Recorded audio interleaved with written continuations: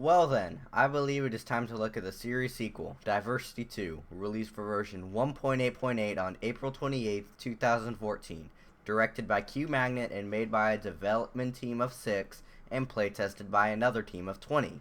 So yeah, lots of people worked on this map and it shows.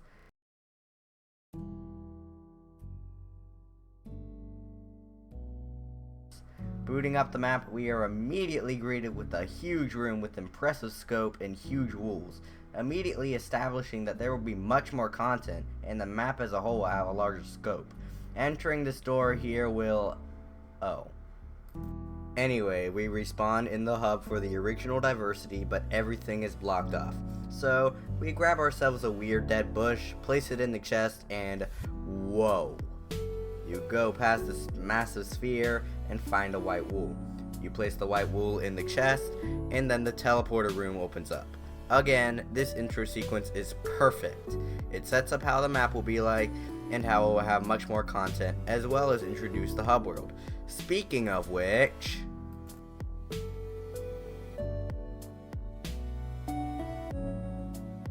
this hub world is exactly what a Diversity map needs. There are monument, teleporter, and freebie rooms, each of which are perfectly laid out and have just the right amount of technical polish. On top of this, there's even a playtester's room you can unlock post-conclusion. Probably the biggest improvement from the original is the teleporter room. Instead of a teleporter for every branch, there's only one and you tell it which branch you want to go to. This is so much more compact and practical than the original design. The other rooms are great too. But I know you just want me to talk about the branches, so...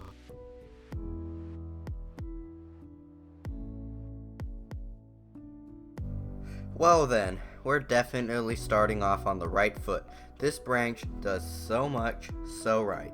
The first half of this branch is very story and exploration driven as you try to find 8 mirror plates to solve a puzzle. 4 plates are at the top of the house's towers, and the other 4 are hidden in some pretty obscure spots. As for story, you play the role of a housekeeper for Professor Orange, who has bought a mansion from a man named Lebror.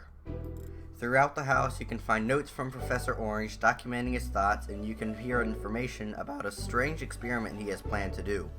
This, combined with the rundown house and Professor Orange being absent, creates a great atmosphere that raises more questions than answers. The second half is much more combat based. As you progress through a mirrored Lebror mansion, you can find a few more notes from Professor Orange giving the last of the story. In the end, you climb up a 5th tower exclusive to this alternate dimension, meet Professor Orange, he gives you the orange wool, and you leave the branch. For Minecraft map standards, this rules. I'm giving it the full points it deserves.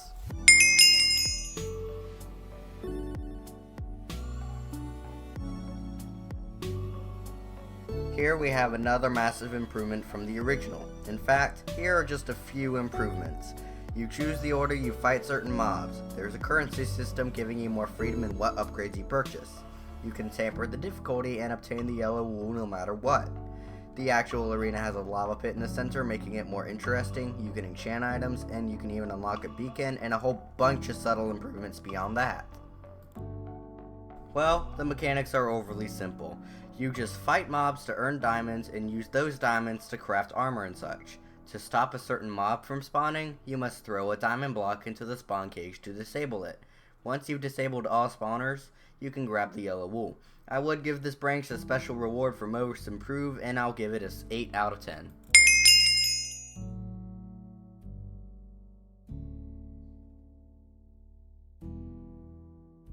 Here's yet another huge improvement. Believe me, this is a common theme you'll notice throughout the map. This branch isn't the best, but it's still great. The questions are legitimately entertaining and satisfying to answer for one. Sure, some are crazy obscure like, what does it take to make a thick potion? But most of them are valid pieces of Minecraft knowledge like what company developed the game and so on. Also, the challenges that you must do if you fail a question are brilliantly annoying. Well, what do I mean by that? I mean that they are brief and entertaining, but still feel like punishment for an incorrect answer. Also, there's a lot more variety here. Whereas the original just killed you in various ways, here there are several different challenges spanning from a large range. Overall, this branch is entertaining, engaging, and so on, and I give this a 7 out of 10.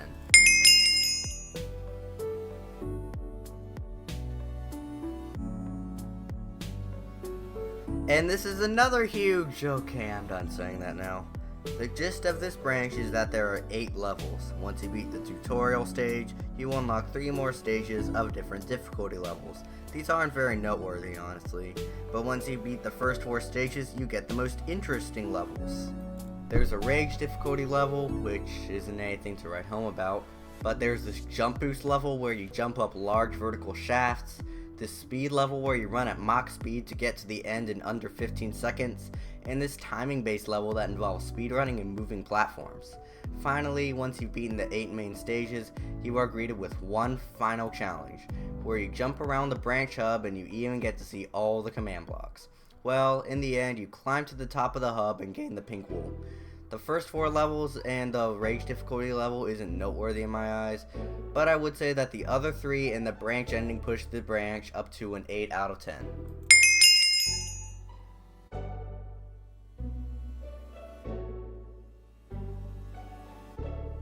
Going to get the cyan wool, we are immediately greeted with a massive pyramid that we must climb up and then proceed to fall down into a cave. Now, I like that the place you need to escape, you found yourself getting into instead of it just plopping you into a prison cell. Makes the player feel like they are in their situation on their account, making the escape aspect more believable. I believe that part is much better than the original escape branch, but almost everything else is only just as good, or maybe even worse. It all comes down to how linear it is. It just feels like a set of levels instead of a large world for you to find clues in and escape. Come to think of it, the prison trials from Diversity 3 did a similar thing, and that branch suffered from similar problems. But I will say that the challenges are very well thought out and fun, and there are several moments to love here as well.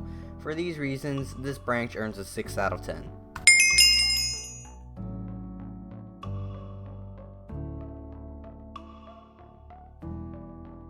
Well then, this is great.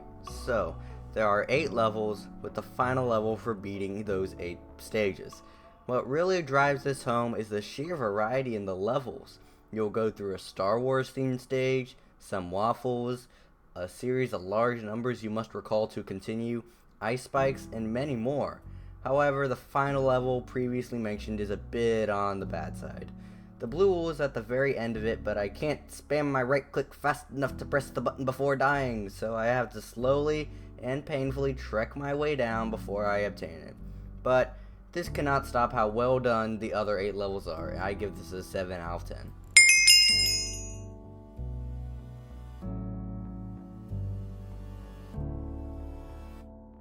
You know how I said that the arena branch was the most improved? I take that back. How Q-Magna and his team took a trash tier branch to something very enjoyable is kinda great.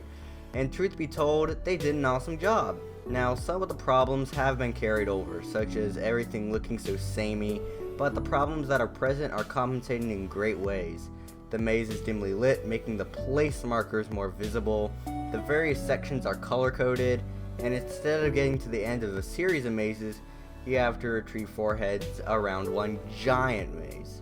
On top of this, the fact that the maze is dark allows for mobs to spawn for you to fight, complemented by various chests containing weapons.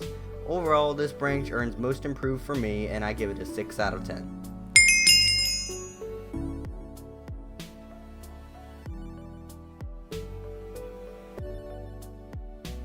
I freeweed this one, I don't know.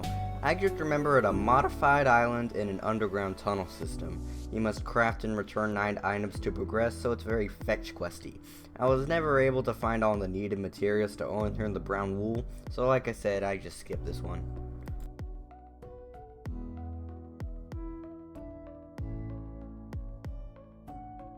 I have some good news. I actually got through the first puzzle! Yay! Okay, but for real. The puzzles here are pretty solid, and there's tons of variety. The challenges range from a jigsaw puzzle, some logic deduction, an adaptation of the missionary cannibal problem, and even some Portal. This branch also benefits from having a set of 7 hints, the first one for each puzzle being free. You can even skip a puzzle by using your free hint and 4 other hints. Honestly, the inclusion of the hint system makes this branch probably the best red wool branch in the series. and for its solid puzzle design and implementation of said hint system, this branch earns a respectable 7 out of 10.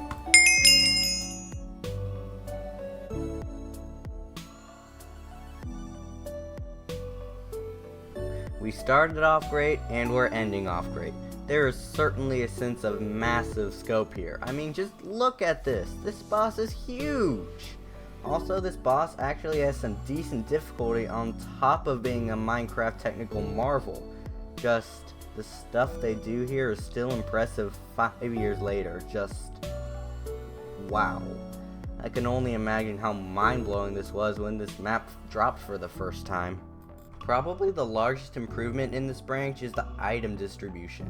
Instead of just getting your gear straight from the start, certain items will randomly drop from the sky, ranging from swords to bows to armor to books that will summon an enchanting room. I know I've made so many comparisons, but this map is a successor, and when that's the case, it's extremely hard not to compare. Well, this boss is relatively difficult, fun, and a great improvement. 8 out of 10.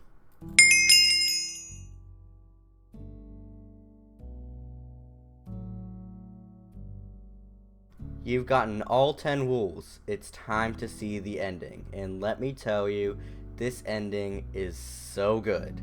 As you place in your final wool, the center of the monument breaks apart and a giant ladder is built in its place. Of course, you decide to climb it, and you get to see all of the technicalities. Sure, the parkour branch kind of foreshadowed this, but it's even better solely because there's more to look at. Anyways, you complete a simple Ender Pearl challenge and enter the end, as you walk forward and see absolutely massive statues of the development team, and then you proceed to walk into the developer's town, where you can see unedited houses for each member of said dev team. You can hear quotes from each member, see their contributions, and explore their houses. In the end, you return to the hub and unlock the Plays Testers room, where each member of that team also has a quote of their own. Man, this conclusion is so good. It's the kind of conclusion that leaves you wanting more. Diversity 2 is an improvement on the original in almost every way. The hub, the branches, the conclusion, the development team, just everything is better. If you never played this, please do yourself a favor and at least play one branch. You will not be disappointed.